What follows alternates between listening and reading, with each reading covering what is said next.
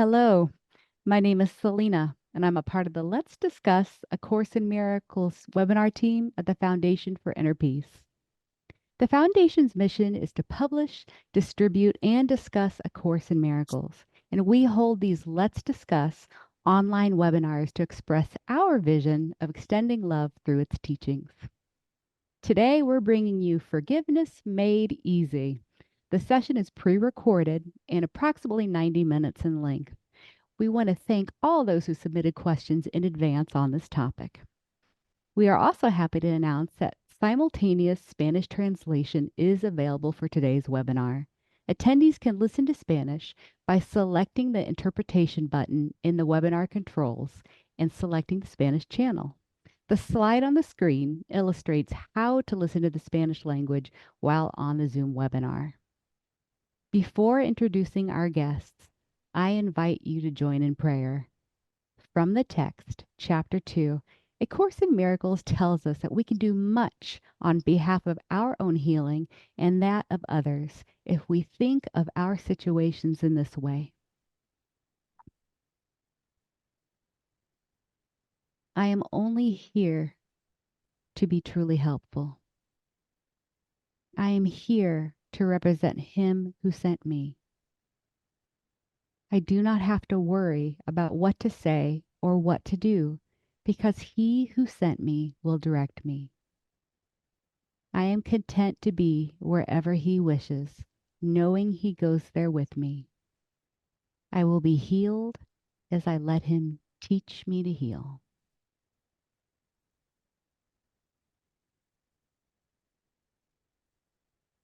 Now, it's time for today's Let's Discuss webinar, and it's all about forgiveness. Forgiveness made easy. Let's face it, A Course in Miracles can seem so complex and cerebral, and it shares psychological concepts about the ego. It talks about separation and forgiveness. Seem especially challenging for those starting out. When we begin to look more deeply and uncover the gems of this wisdom teaching, it's not uncommon to run into sticking points as we ponder. For example, why does the Course in Miracles say that it is a self-taught course when it is about relationships? Why does my safety lie in defenselessness? And why must I forgive someone or something by believing nothing ever happened in the first place? Well, we have mighty companions joining us today, helping us unpack these course concepts. We're delighted to bring back our Role of Teacher series for this webinar session to explore these most important course concepts. Without further ado, it's a true pleasure to have and welcome our panelists. I am joined today by Foundation President Tam Morgan, professional course teacher and author Alan Cohen, and along with fellow course practitioners Nishank Mehta and Adriana Hoak. Hello, everyone, and warm welcome to you all. Happy to be here. Thank you. Thank you. Thank Well, you. I'm going to step in to say that, as I called it, an oxymoron, making A Course in Miracles simple. It is so complex in its psychology and in its language, and yet it does speak about something extremely simple, a simple truth of who we are and what we are, which is love. But it seems in the complexities of our ego, our drama, everything else, we make it very challenging to remember this truth. And Alan, who has been studying the course for years and years as a scholar and practitioner, and the rest of us as practitioners, he has come up with this, as have other people in the course arena, to how to make this feel simple. And I would like to start to hear your perspective, Alan, so we can respond to it, but particularly get to one of the questions that I find intriguing, which is the why is this a self-taught course when it's about relationships? Don't we need to be in relationships to do this, or can it really be our own, but apparently not our own in isolation? Well, good luck if you're trying to escape relationships. I don't know anybody who's done it. So, the There's a course, cave. There's a cave way in Tibet, I hear. what do you hear? That there's a cave in Tibet Okay, yeah. where you can Well, be even by. so, there's a story about the yogi who escaped the world, and when he hung up his loincloth, a rat ate it, and they had to deal with the rats, and it goes on and on. You can't escape the world. So for me, the course works on two levels. It's an intrapersonal course where I study it by myself and I heal my own mind.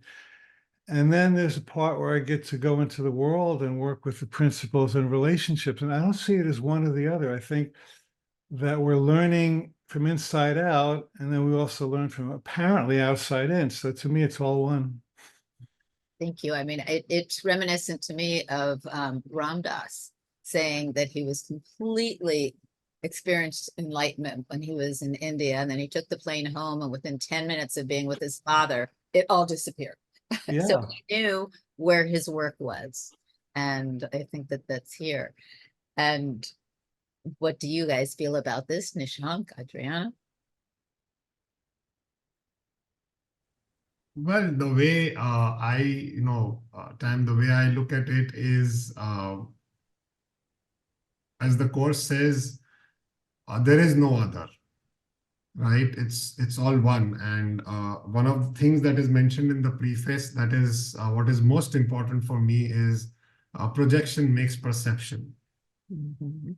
We always look inside first, decide the kind of world we want to see and project it outside, and then we see it as the truth. So technically, we are always talking to our own selves, even when it is being projected on others. And that has been one of the most transformative three words that have helped me on my forgiveness journey, so-called forgiveness journey, if you want to put it that way. So yeah, that's what it means to me, and that's how it all started. You touched on one of my favorite quotes from the course of perception is a mirror, not a fact. I love that quote. Thank you. And Adriana. Yeah, thank you, Nishank. And to add on to that, how I try to approach A Course in Miracles, especially because I'm 32, so I celebrated my 10-year reunion from college literally last week. And the concept of what a liberal arts student is and how they approach is understanding the text if you can, and if you cannot, look at the text surrounded by other texts.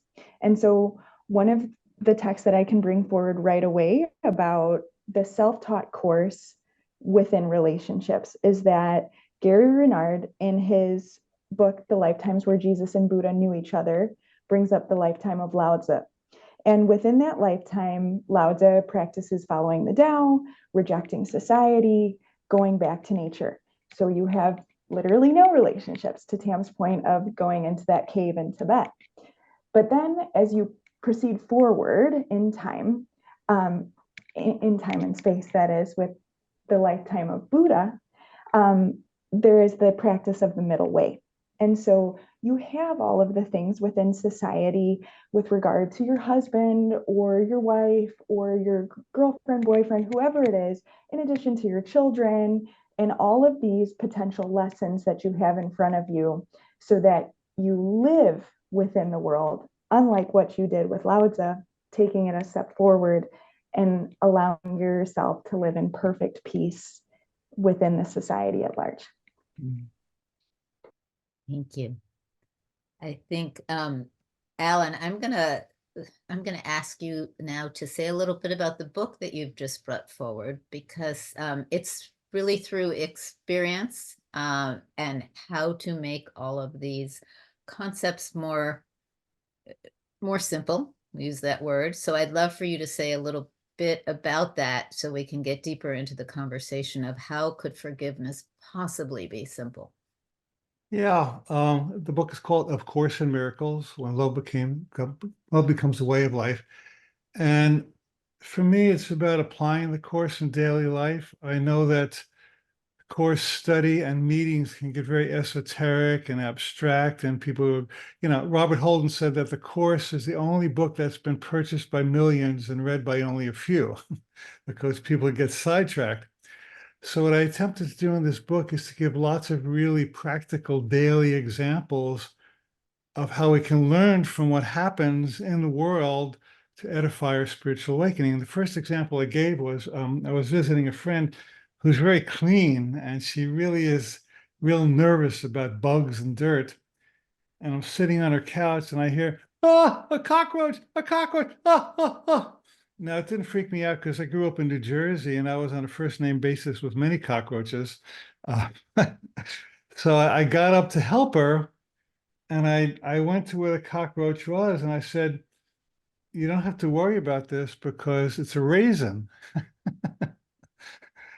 And she was so afraid of bugs that she saw a raisin and thought it was a cockroach. Now, it sounds like a silly little story, but the truth is that the Course in Miracles say that's the story of our life, that we see an inert world, we see a blank screen onto which we're projecting our loves and our fears, and we're thinking that somehow there's a threat out there that's hurting us or going to hurt us, but that's only when we're looking through the lens of fear. If we're looking through the lens of relaxation and ease and love, we would see that there's nothing in the world that can truly hurt us. And we begin to examine the stories we've made up about things that can hurt us or are hurting us. And we start to realize that the world, the universe, is essentially not just neutral, but it's actually quite benign. And as the Course tells us many times, that love is working in our favor at every moment, even and sometimes especially when we don't realize it. So the whole idea of the book and my work in the Course is to really make it real and practical and let us know that it works in daily life if we're willing to apply it. Mhm. And that's a big if, because it's amazing how many people I speak with who will read their lesson of the day and completely forget what that lesson is 3 minutes later and have to keep looking it up again. That the blocks that we have to remembering a simple sentence is quite extraordinary. And the applying it is the simple truth about applying the Course's principles is this: you do not have to believe them for them to work. And that's the kindest simplicity that I know there, because you could struggle to believe it and you could analyze it up however far you can go or however deep you can go. But if you just practice it, it will show you its truth. And it's really, that's where I find simplicity within the Course. It's like, just do it. The study of it is extraordinary, and it really does help the ego grok and understand things, but the application really is its own simplicity there. Yeah.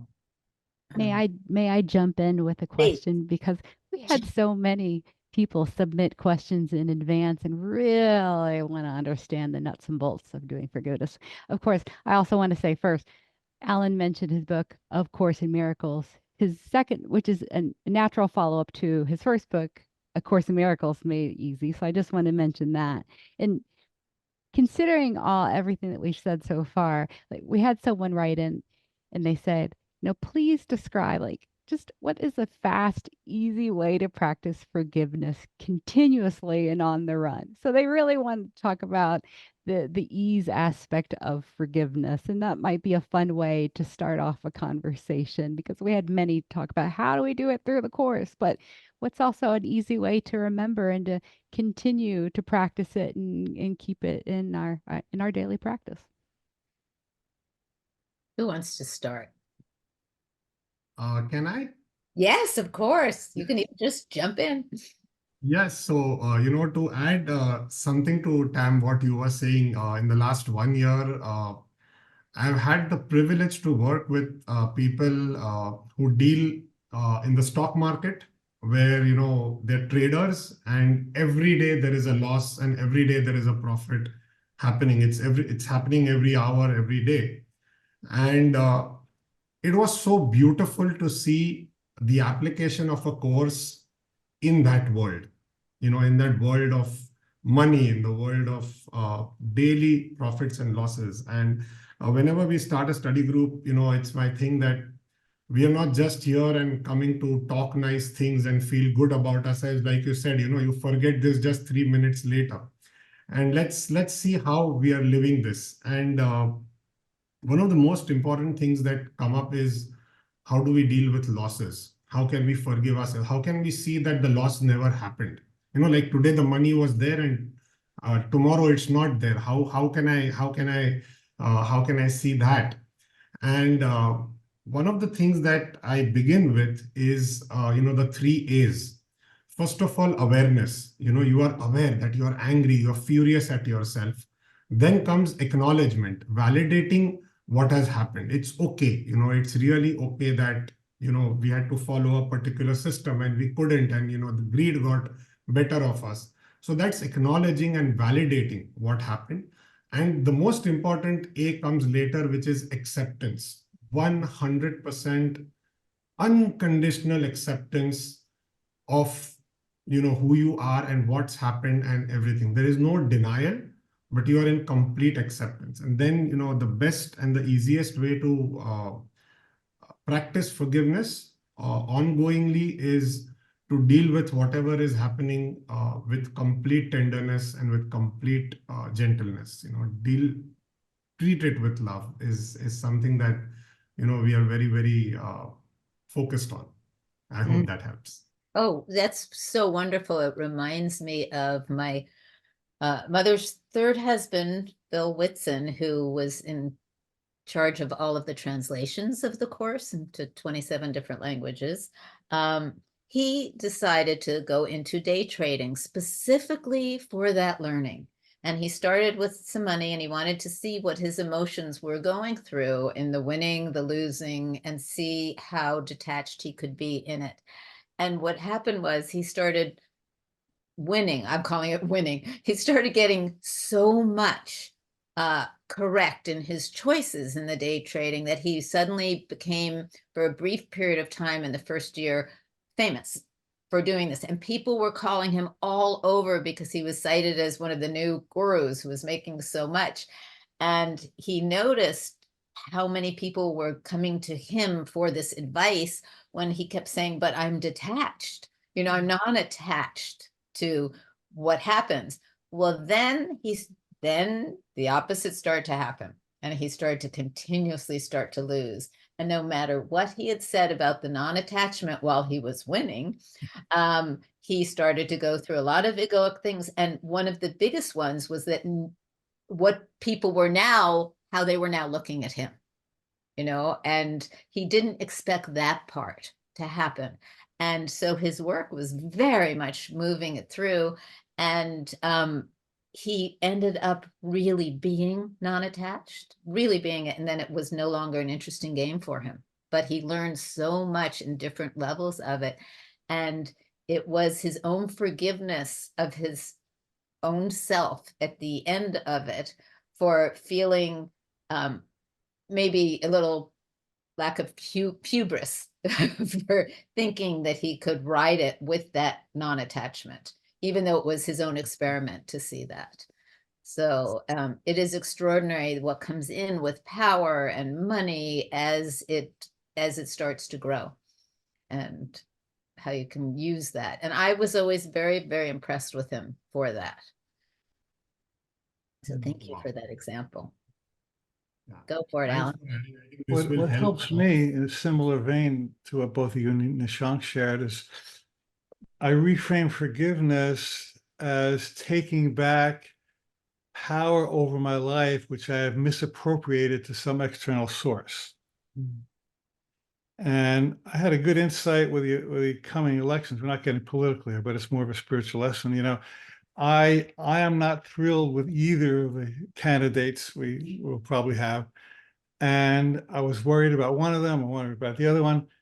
And the voice came and said to me, Donald Trump has no power over your consciousness. Joe Biden or anybody else has no power over your consciousness. That when I believe that a choice that I'm not making in the outside world is coming true, I have divested myself of the power of decision. And the only decision is do I choose wholeness? Do I choose connection to spirit? Do I choose joy? And anything that happens in the outside world to which I project my power undermines my wholeness. And I cannot afford that. So same thing with the economy. The economy goes up, I'm happy. The economy goes down, I'm unhappy. Why would I let the economy determine my happiness? And so my favorite lesson, perhaps of all the courses, I could see peace instead of this. Mhm. I could see peace no matter who gets elected. I could see peace no matter what's happened in my relationship. I could see peace no matter what happens in my economy. And there's this big that comes up. Like, oh yeah, I forgot that I'm in charge of my experience, no one else. And to me, that's a really good reframe of how forgiveness works. It's bringing it all back home instead of divesting it to some fake outside source. Thank you. Adriana, do you have something to say on this one?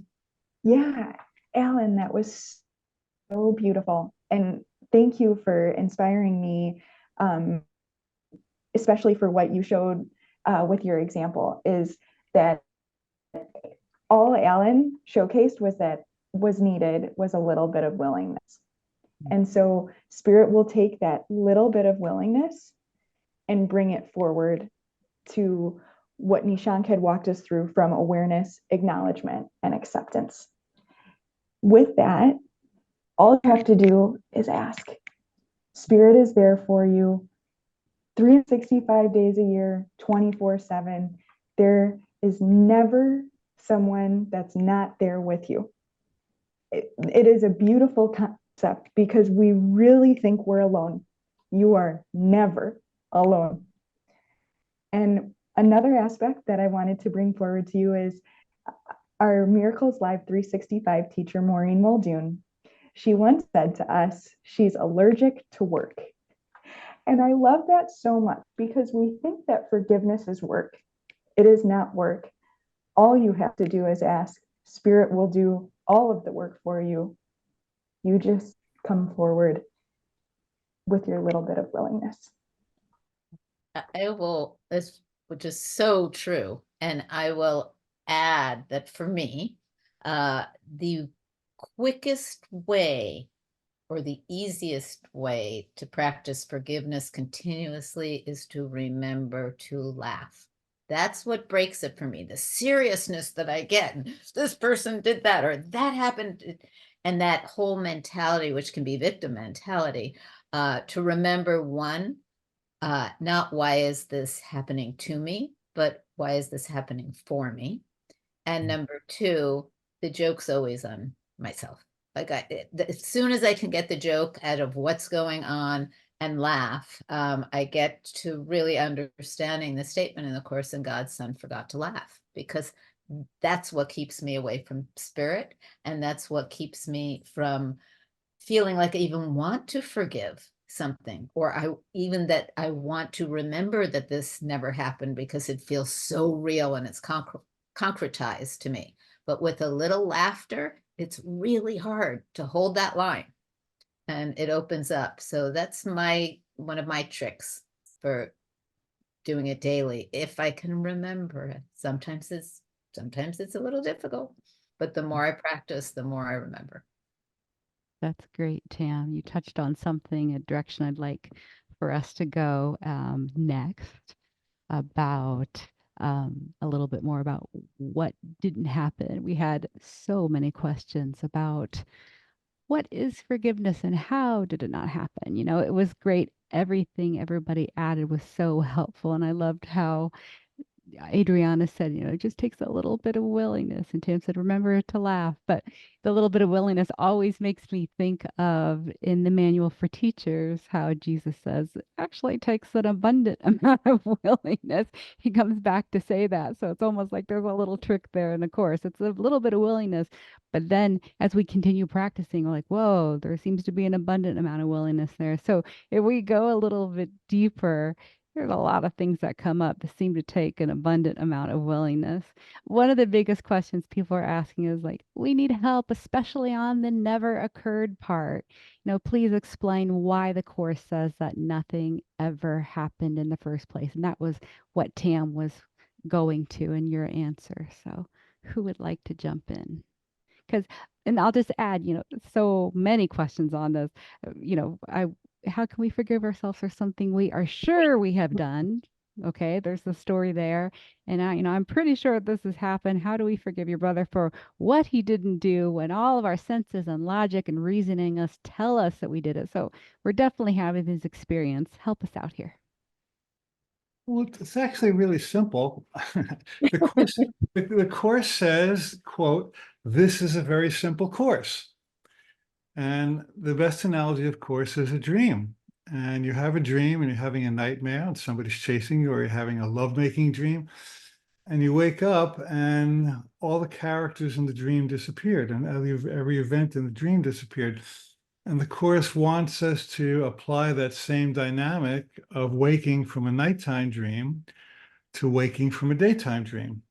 So the things that seem so real in the physical world really are no more real than the stuff that happens in the dream world. We just have to keep transposing and recognizing that there's no order of difficulty in miracles because there's no order of reality among illusions. All illusions are equally unreal. And so we get to practice on a daily basis. The simple course. I love that. For me, one of the ways that, as I say, for me to remember to laugh throughout all, I have a partner and he has a lot of dreams. But in the 7 years of my being with him, I think I've been in them 3 times. So as soon as he starts to tell me his dream, my first question is, was I in it? It always kind of gets us both laughing. No. And it's like, oh, okay, then I can really see this as a dream. But when he tells me I am in it, those few times, I find myself much more invested. Like, oh, that must mean something. Suddenly that must mean something. And it still doesn't. And so, the levels of where we project, what we find interesting, even within a dream situation, are how do we remember this? How do we remember this in lucid dreaming in our dreams as we start to wake up more and we know we're dreaming in our dreams? What do we do? And for me, for instance, I've had enough lucid dreams in my life where I could start flying and I could start doing anything I wanted to do. And my spiritual path was getting so much stronger. I just wanted to wake up, that all of that started to be boring to me. It's like, okay, so I've flown. Okay, I've scuba dove and breathed underwater. Okay, what do I really want to do? And the answer is wake up to knowing this is a dream. Do I really have to do all that anymore? Is that what's holding interest? So to partner with what Alan you're saying, it's recognizing it. We're in a dream and how much attachment do we have to it? Because then that brings us to what the course starts to talk about, which is moving from this dream that we're in to the happy dream, that it doesn't all disappear right away. And we're in a blissful state where we see nothing and are nothing and don't eat anymore. It's that transitional place to the happy dream where you're watching it all as a dream, as if you were going to a movie you chose to go to, where it's still going on, doesn't just disappear. So don't know why that led me there, but it did. Can I share a story, that will sum up pretty much everything that we are speaking? This is something that really happened to me many, many years back. When Uber started in India, it was so convenient. I sold my car and I would commute every day in a Uber to work. And one day when I was returning from work in a Uber, there was something wrong with the air conditioning, and I asked the driver to, turn it up so that it's a little more comfortable. And he wouldn't agree, with a very silly reason which made no sense. And I don't know what state of mind I was in, and I got into a whole big argument with him, and my voice was raised and I was loud and I spoke to him very, very rudely. Anyway, so he never budged from what he thought. And not only was the journey uncomfortable, but this entire thing added to that. And fast forward, I get home. in a day or two, I started having a lot of backache, lots of backache. Went to see a physiotherapist. She examined and she said, you know what? There is some stiffness, but it's not as bad as you are describing the pain, and the sensitivity doesn't seem as bad. And I was wondering, I said, what's happening? I'm not a body ache person. I'm not someone who I'm prone to aches or none of that. And I remembered Louise Hay's statement from her book, You Can Heal Your Life. And she said that when you are in pain, ask yourself who I need to forgive. And that's where, and I was studying the course at that time. It was new to me. And that question came up, and I said, let me go back. What happened? And I recollected this entire incident. This driver was a very old guy, probably in his 60s. And somewhere I started feeling so guilty, or I would have felt guilty at that time. And I felt that, oh, poor guy, he should not be driving at this age. And, what did I do to him? He's so elder to me, and all of that happened. And inspired studying the course, I was like, you know what? I'm willing. And I said, Spirit, come and, take over and help me. What can I do here? Another 2 days go by, and I book my Uber, go down, and it's the same car and the same driver to come pick me from home to work.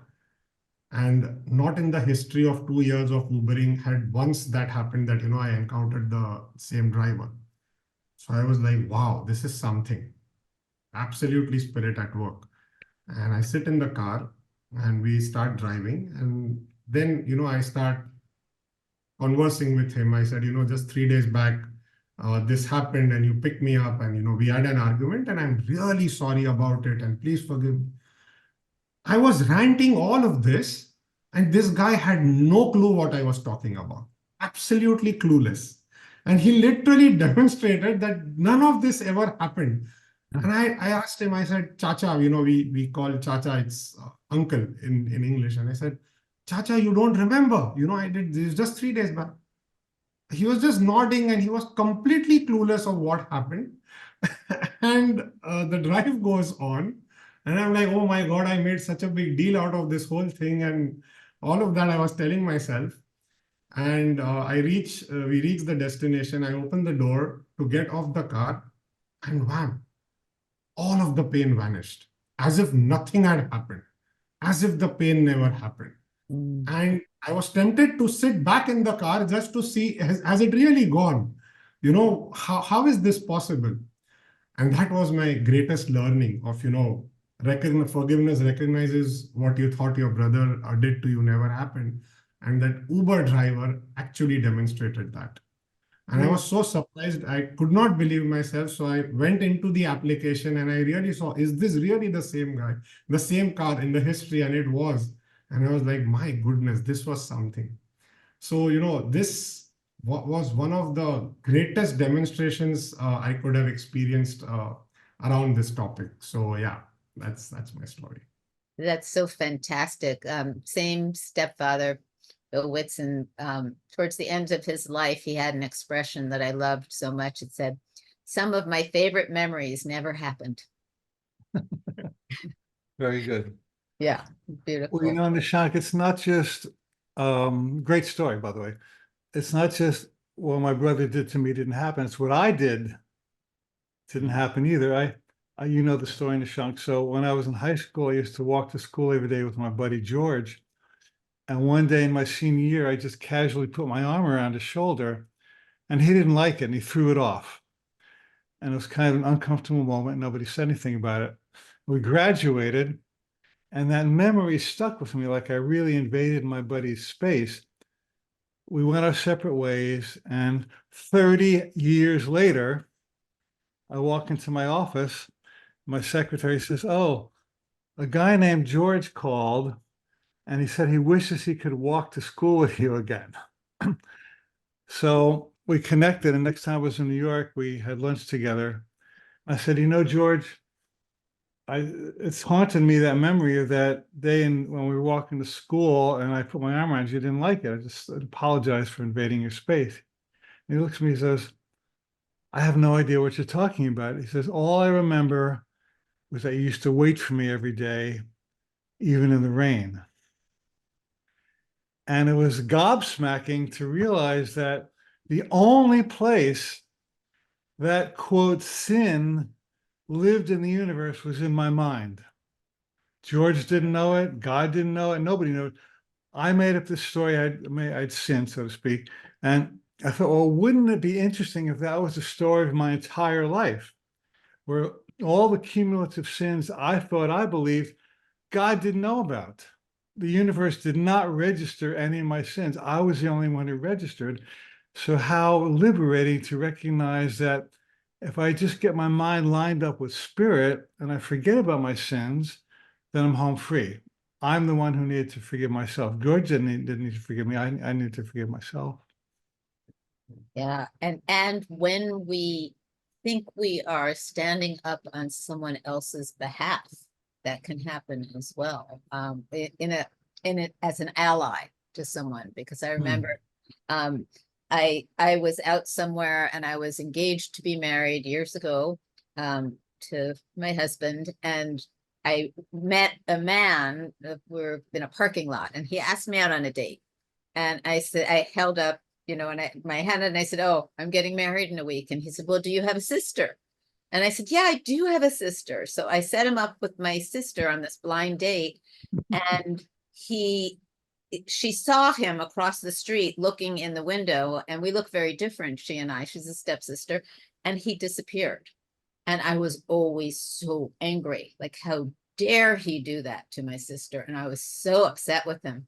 And years go by, and I'm renting out my garage for space, and this man comes, and we go out and having a really great time. And I'm sitting in a car with him, talking, and I see the mirror that says, in the mirror, things may appear larger than they appear. There's this little written, and somehow as he's talking, I look over and I realize he's that guy. And boy, am I angry with him. And I hardly continue the conversation. I go home. He wants to rent this garage space, and I'm thinking, I'm not going to give him that. I'm going to call my sister right away and go, "Can you believe this?" And I call her. She had zero recollection of it. And for years, I was holding this anger towards this person, thinking he had so destroyed her life and put me in between the two of them, like a huge story that I invented. And it was all in my own mind. She didn't even remember any of it, was not her, shrugged it off. And so even on behalf of someone else, we can create a story that really has nothing to do with anything of truth. And when she said that to me, again, the laughter broke through. She said, "Well, thank you for protecting me for all these years over nothing." And I called him, and he and I became really good friends. And I never did bring it up. It didn't matter. It was gone, just gone. So, yeah, amazing how many little avenues guilt can take. Adriana has her hand up. Yeah, I'd like to hear from you. Thank you, guys. What came up for me while you were talking about these events that happened so far in the past is that the body keeps the score. And then take that a step further, because that's a famous book written by a psychiatrist, is that it's truly your mind keeping the score. And it doesn't matter how many lifetimes transversed in between this moment and that moment, whatever it was. Or it doesn't matter if it was 20 years ago or 5 minutes ago. Your mind has a little tally docker and is holding that with you. And that's what's keeping you from forgiving. And so one thing to help remember is that your mind created this script. Your mind wove the tapestry, wrote the beautiful screenplay that got you to this moment. And with the course being in iambic pentameter, in Shakespearean literature, all the world's a stage. And so you're just acting out your little part. And it can be a grand part, depending on what you want your viewpoint to be. It's your movie. And so your script could be war, it could be betrayal, it could be sickness, it could be a car ride with no air conditioning, like Nishank had told us, or it could be past life regression, as we saw with Joanne Menon, who was a Miracle Voices podcast episode 2.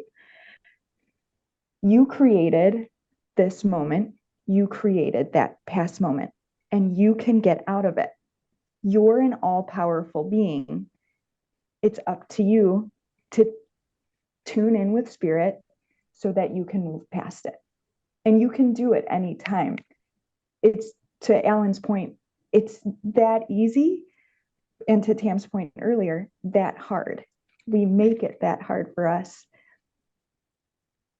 And bit by bit, we'll let go of the dream and go home.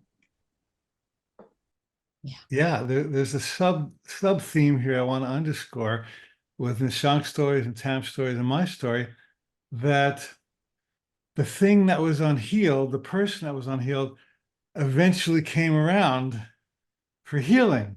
Yeah. And I could write a book, and I will actually, on all the stuff that I was incomplete with, and the universe in amazing, synchronistic, miraculous ways brought that person back into my life solely for the purpose of healing.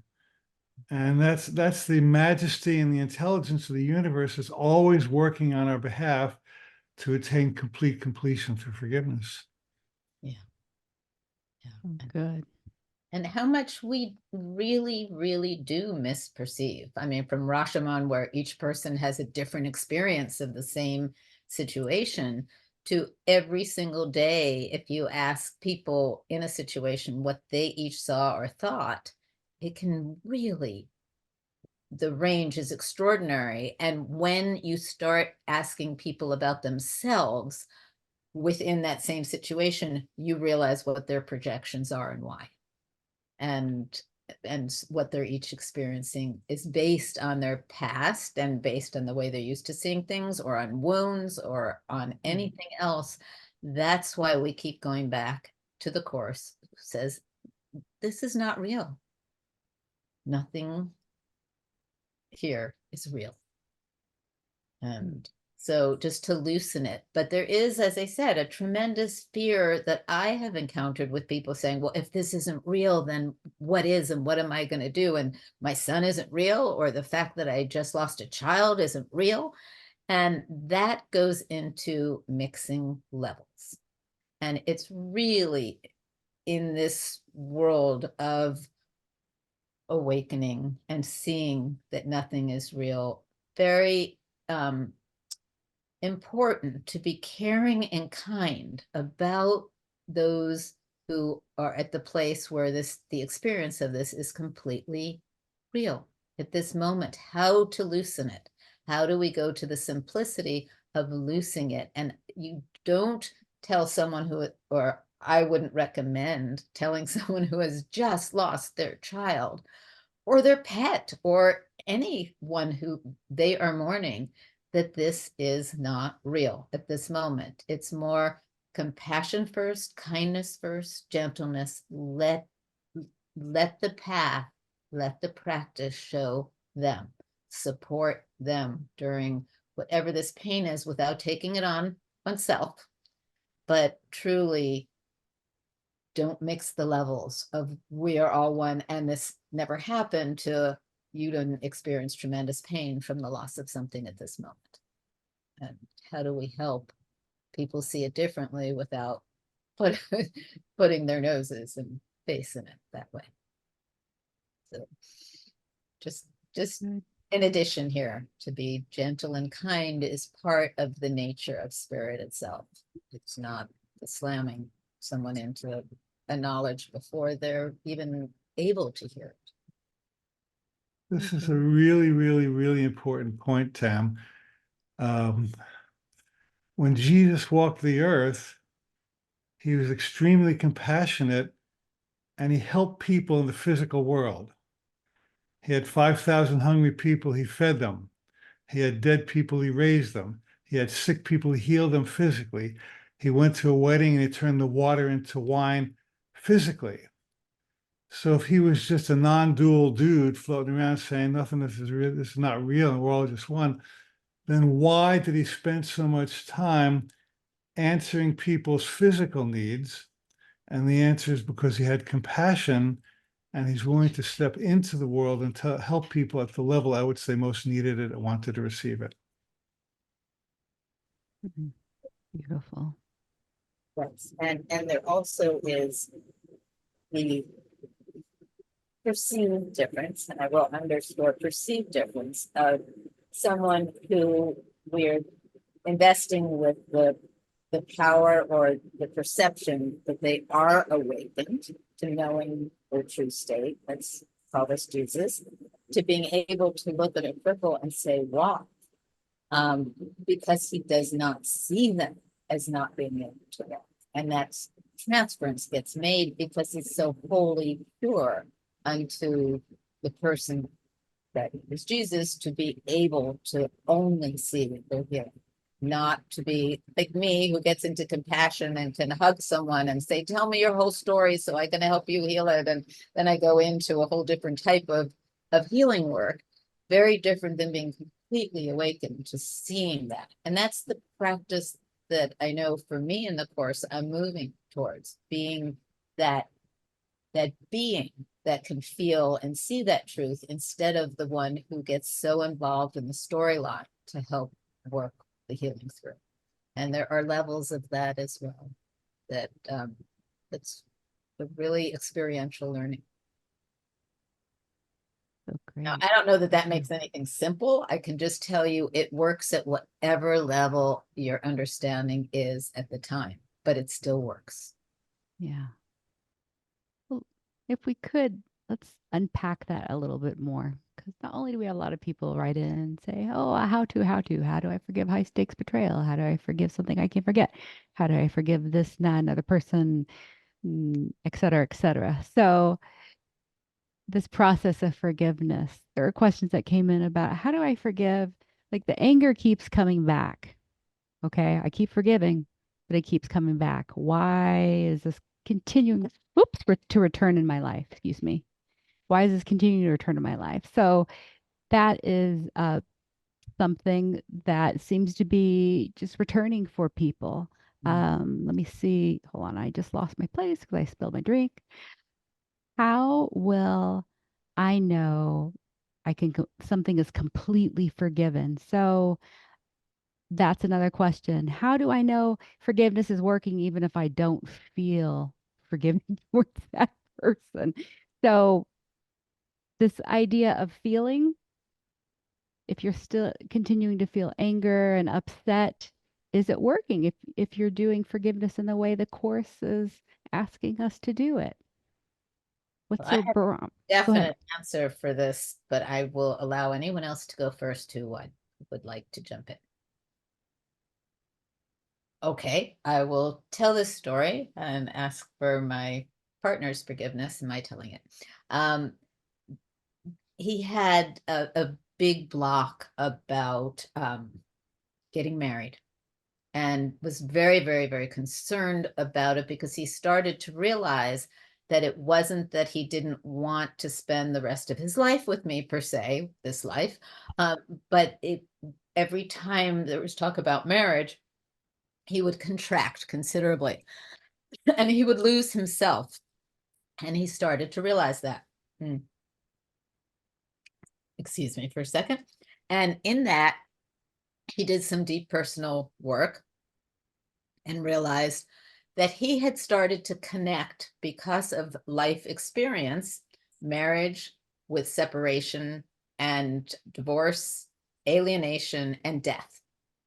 And he went back and looked at his life, and he had situations in his life where his parents who were married separated, and then they found out that his brother died instantly in a motorcycle accident, and the family flew apart.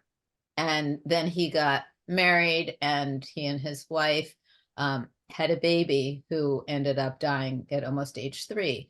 And the marriage, there was a lot of alienation in how they each dealt with that. And you know, there were many other aspects of this, but to keep the story as quickly as I can here, when he realized the connection that he was making between marriage and death, that they were tied together and he could remove the two, he realized he was part of a pattern that was perpetuating. Now, I think when we create these, we get into the flow of patterns when something happens more than once in our lives that's traumatic and we get locked into this, it tends to show up several times. But in this particular pattern, he really looked at it, did his work, decided he could separate that, and asked me to marry him. And on the day that he asked me to marry him and he gave me a ring, the first time he kind of did a dress rehearsal, but he went back into the pattern and realized, okay, I'm going to breathe through this. I'm going to do this differently. So he does. And literally that evening, his mother ends up in the ER and we're told she's dying. The pattern is still there. The pattern has not gone away. And I said to him, how are you doing in this? And he said, the biggest feeling that I would have each time is separation, alienation, and I was on my own. And I don't feel that this time. I feel that you're with me. I feel that I have friends with me. He lost communities before in his divorce. And he said, I feel different in it. And I said, there's the step. The pattern doesn't necessarily go away. Life, horrible looking things can still happen, but the way in which we feel in moving through them shows the progress, not that the pattern didn't ever stop. So if one thinks, oh, I felt forgiveness, and here it is again, and it's triggering again, we're used to old patterns, and it's like a groove in a record. But the more you recognize it, okay, let's do it again. Okay, this is the cause of this. Let's go deeper. Let's remember that we're loved. The attachment to the pattern starts to disintegrate.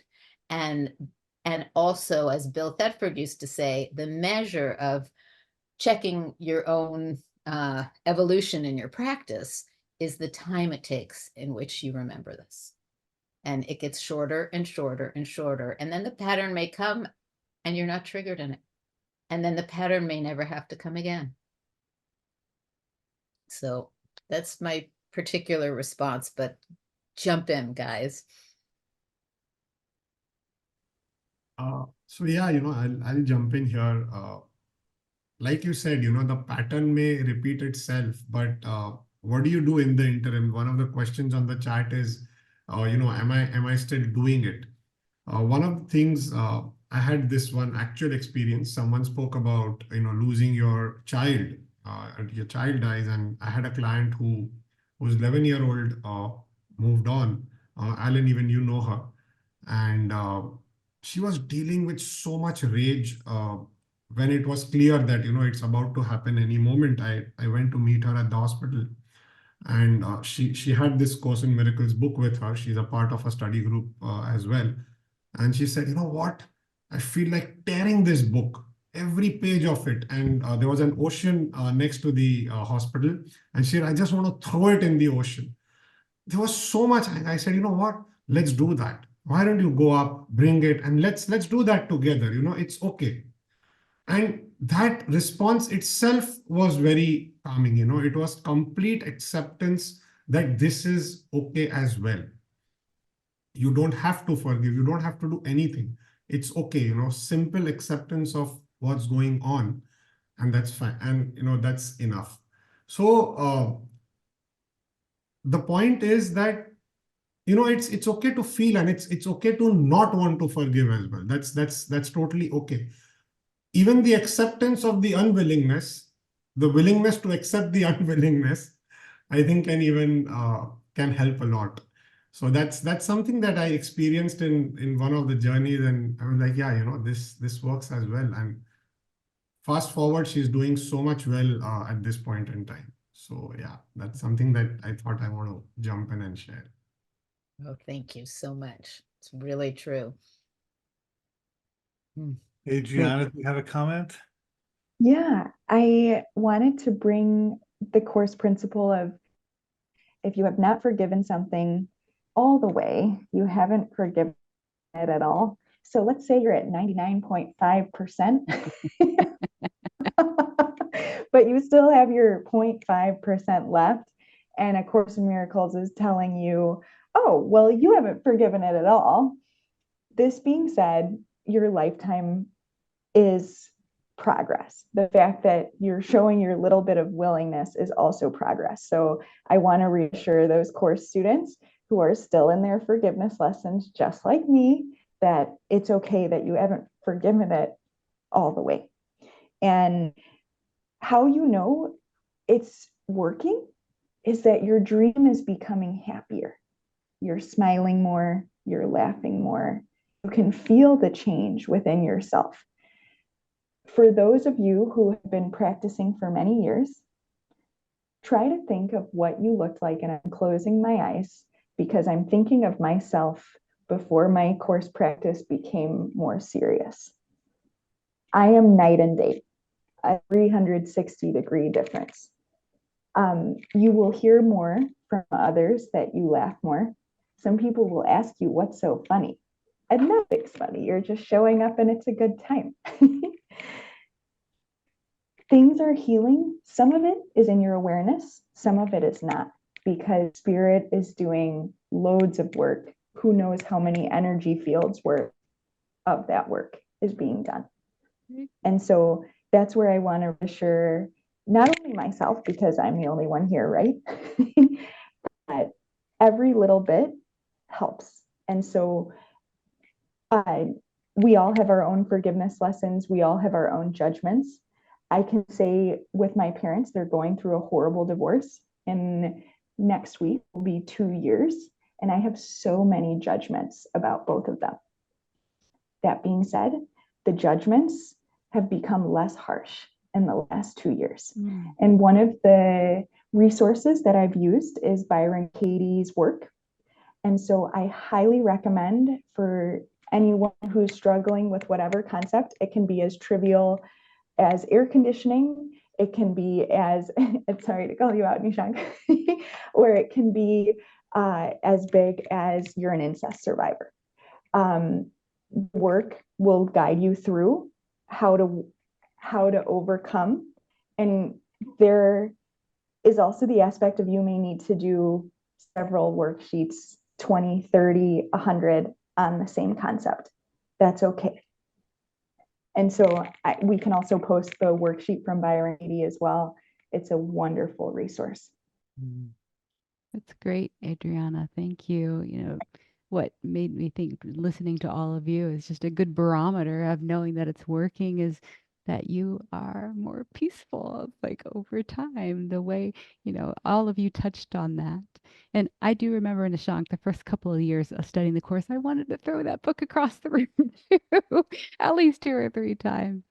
But you know, it is about, at least in my experience, has been, oh, I can look at things now, look back at it, as you mentioned, Adriana, like, oh, I am much different on this situation than I was before.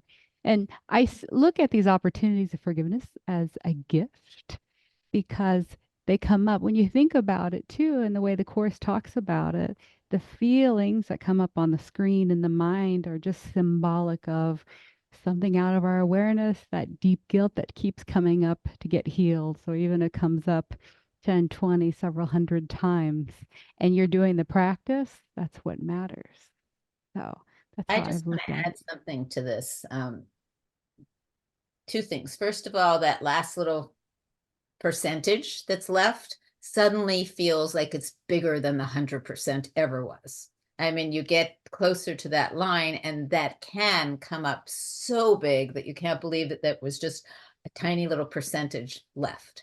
And I also want to say for those course students who are deeply struggling, that the course isn't as simple as we're talking about its truth. It isn't always that it's going to be happiness, because it really can bring up some severe depression as your ego starts to feel like it's threatened because you're letting some of it loose. And so it's not there are course students who I've met who've been course students for 20 years who have never felt worse at this particular time, because the depth of their their practice, their depth of the feelings that they have suppressed over the years and thought that they've dealt with this forgiveness, and that forgiveness comes up. And to never feel like it's oh my God, I've been a course student for 20 years, and how could I now be feeling this low? It's part of the process of the cleaning. And so it's not just, that is a really good gauge, and it's a lovely gauge to see how much happier we can be, but it's not always for everyone across the board. And I want to honor everyone's process in this, because we all have different ways. Eventually that seems to happen, but there are, in this world of illusion, a lot of contraction and expansion times. And as we go into the contraction, to understand it's just another reaction, it's another place, and to keep even releasing the judgment about that. If we are depressed for a while, it is okay. Something is coming forth to be looked at, and it's okay. And let's have compassion for ourselves. I mean, forgiveness is a peeling away process. It's onion skins. And I don't know anybody who woke up one morning and they'd forgiven everything and they were all done with their work. And we take what comes up as it comes up, and we peel away, peel away, peel away. And my teacher once said that if you're wearing a dirty garment and it's all dirty and you discover another spot, so what?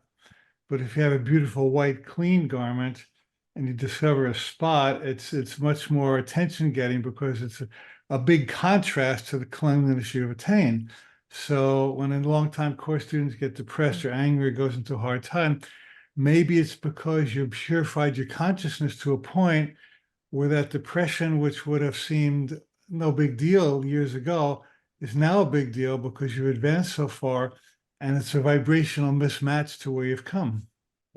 Absolutely. And I'll always bring up Ken's statement when he met a woman who said, oh my God, I've been doing the course. And he said, how is it going for you? And she said, I love it. It's so fantastic. And he said, that you're not really doing the course. And that was his first response. And then for some people, they really are. I mean, it's all doing the course, but there's different waves in it. And I will say that I forgot to add in that story about my now fiance, that when he did go to the hospital that night, and I went with him, his mother actually was not dying. I mean, she came back. It looked like something just gastrointestinal. So even that pattern shifted a bit in it. I mean, she's 99. We are expecting a passage at some point.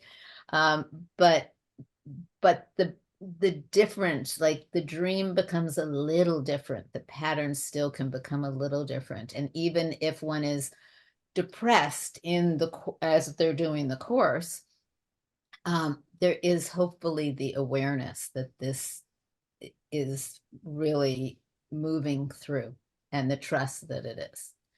Not to say that you can't get help in that as well, because we're talking about simple, and there are ways in which we make particularly health issues extra difficult, extra full of guilt. Oh my God, this is my illusion. I just created this. I'm sick. Or I talk about a friend who called me and was in a deep practice of meditation with a meditation group, and she started to get insomnia, and she wasn't sleeping, and she called me on the verge of psychosis, if not already there, and saying, oh my God. And I just and my whole group keeps saying, meditate more, you're not meditating enough, and I'm going crazy. And I said, take a sleeping pill, get a night's sleep, then go back to meditating. There are ways to make it more simple instead of completely burdening ourselves with guilt because we know that this is an illusion. And it's the very intricate dance in the illusion of the balancing of the simplicity of it and what we heap on to make it complicated. Tam, in the section of manual for teachers, there is a section called Stages of Development of Trust. And there are 6 stages, of which 4 are either seemingly difficult or are difficult. So mathematically, 2/3 of life is the process, it's the journey, like you said. It's not. So even when you go through that, it's like, oh wow, 4 out of 6 are going to be quite sticky. So that's what I saw. Mathematically, it's 2/3. Yeah. Thank you. I like that. I haven't heard it in the mathematical equation. That's funny. Good. I do like it. But to continue in the theme of how do we make it easy? Alan, what is one of your favorite stories of how to make it easy? How to make something that seems to be difficult in course practice easy? Like whether it's someone else's or yours. Well, yeah. Many years ago, I was visiting Spokane, Washington, and this guy named Alden was driving me around, a friend of mine, and he was supposed to pick me up at a certain point and take me to another appointment. And before my meeting with him, I had a massage, and I fell asleep on the massage table, and I slept for so long that I missed my appointment with him. And I felt horrible. This guy's giving me a ride, and I self-indulgently get a massage and I stand him up. Felt horrible. So on the next day, and I said, Alden, I'm so sorry. I told him what happened. And he said, would you like another ride today? Now, a worldly ego would have said, hell with you. You stood me up. I'm not going to waste my time on you anymore. But he taught me in that one instant that one of the biggest lessons of a course, demonstrate to your brother that the sin he believes he has committed has not affected you. So in that moment,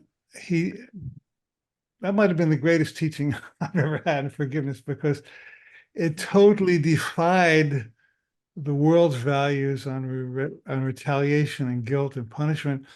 So now when somebody stands me up or doesn't show up, I remember that moment. I think, well, how can I demonstrate to this person that their sin has not truly affected me? And I think that's an extremely practical way of using the course in daily life. Either they have power over you or they don't. And if you prove to them they don't have power over you, then it heals both of us. That's beautiful. I love that. I'm so glad you brought that up, because it really is how we step outside, even though we're still inside of our own selves, to be able to demonstrate. And I find that incredibly helpful. For me, when people stand me up, my life is so overbooked and busy that almost every time someone stands me up, I feel like it's a surprise party for myself. Like, whoa, I get some time. And they'll call me all upset, and I'll think, oh no, you have no idea what you just gave me. You were late, you were this or that. And they're always so surprised. But I also have to be careful that they don't feel not valued. Like, oh, I was so glad I didn't have to meet with you. There's a line of listening to the person who is coming to apologize, not taking away the accountability, but joining, as Alan said, in the kindness of, no, it's okay. It's okay. Again, as I say, when we know it's gentle and kind, that's where we know we're in alignment with spirit. Adriana has her hand up again. Yay, go for it. Go ahead. So polite in this group. I don't think I've found my hand on this machine. I have a lot of practice from our Miracles Live group. Every morning we get on. And so in order for you, sometimes there's 20 people on those calls. So to have your turn, you have to wait. You have to raise your hand. Speaking on that, I had shared this in a Miracles Live call where Maureen said, you can allow God to take you on a date.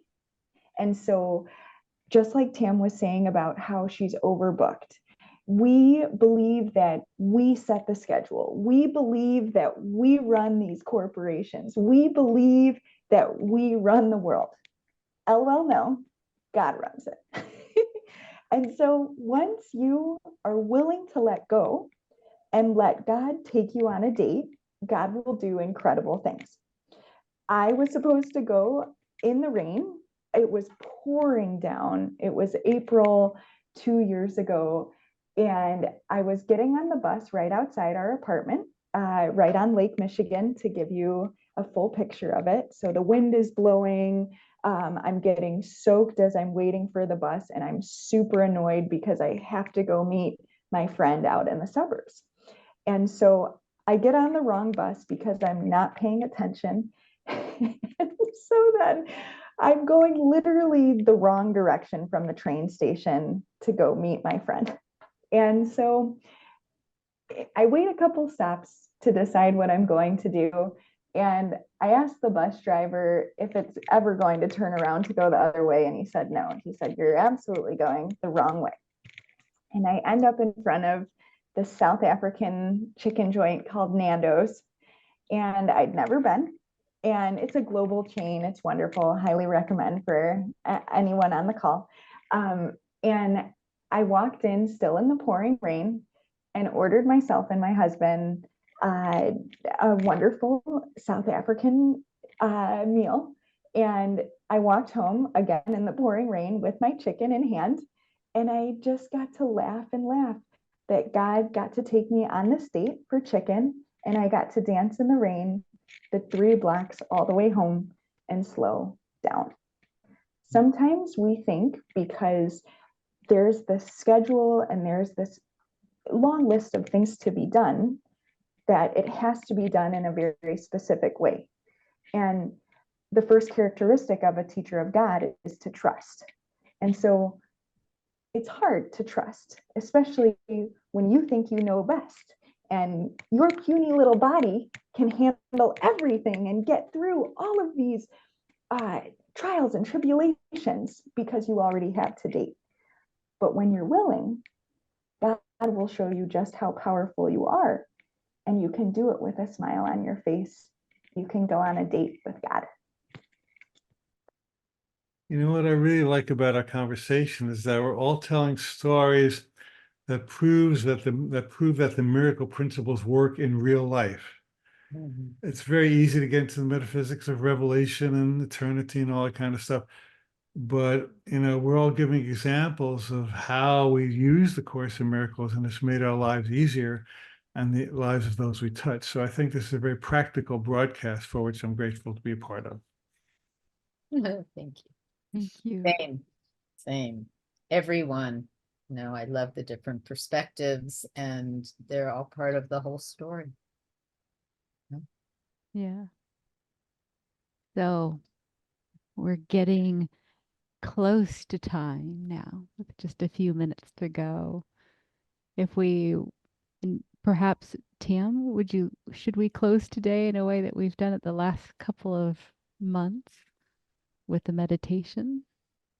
I'm going to leave that to everyone here. Do we want to close it with the quiet and the simplicity of meditation in the Course, or does everyone want to say one thing that they have not said that they would like the listeners to take with them? How about if we each make a meditative statement, kind of like a co-created progressive dinner meditation? Ooh, love that. Never done it. You start. Okay. So let's all close our eyes, if you can, wherever you are. And we open our hearts, and we're deeply grateful for the sense of joining we've experienced here, and that Spirit has provided the technology for us to touch each other's hearts and to lift each other and inspire each other. And we recognize every single person, live or watching the recording later, as deserving of deep miracles. And we open and pray and know that we can all have easier miracles, and our lives can be guided by Spirit, and we can relax and trust and watch ourselves be taken care of beautifully on many dates with God. What he said. I will add the kindness to ourselves, to remember the kindness and gentleness to ourselves that we can then extend outwards with compassion to everyone else so that we can share these principles and this feeling and memory that we are loved.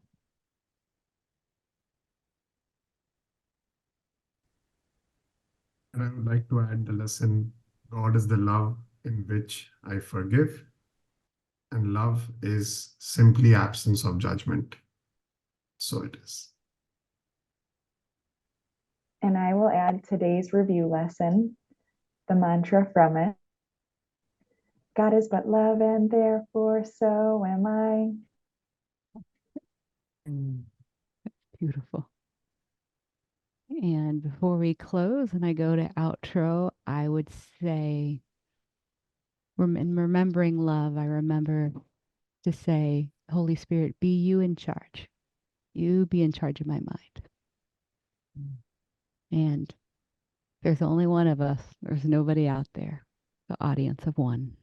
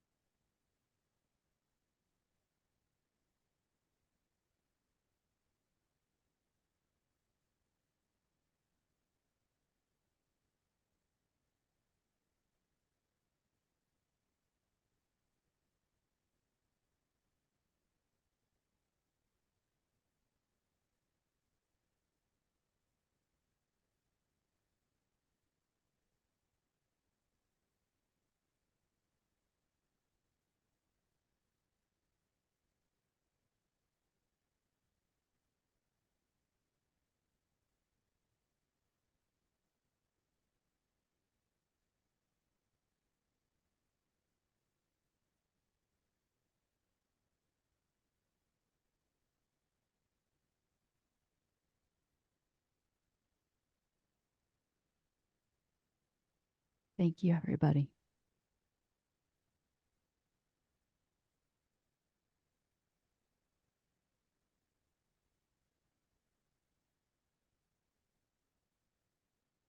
Okay. Well, with that, we thank our guests, certainly our attendees for joining us, as well as our entire team at the Foundation for Inner Peace, our staff and our volunteers. We, of course, want to give our appreciation to all those who donate to the Let's Discuss webinar series. It's your donations that keep these events coming, so we thank you for them. Before we go, we have just a few announcements. If you are here with us live or watching this as a direct replay, keep an eye on our group chat as we will post some more information there in the same way we have throughout today's feature. So on the slide behind me, the ACIM audio app is here and it's available today now for iPhone. You can experience A Course in Miracles like never before by listening to the course at your own pace. There's also a read-along feature, background music comprehension breaks, meditation of course passages, and we recently added a personal recorder button, Tam's favorite feature. We hope that you can check this out again, no, right now it's on iPhone, but the Android phone version is coming soon, later this year. So iPhone users download it at the App Store, search for it using the keywords ACIM audio app, and we'll paste in the chat the website address so everyone here can learn about it. It's acim.org/audio-app. Before we go, we've created a short survey that'll display on your browser when the session ends. So please give us your feedback for today's session. We really appreciate it. We certainly look at it. And with love and gratitude, thank you so much for being here. And we look forward to having you again. Be well and take care.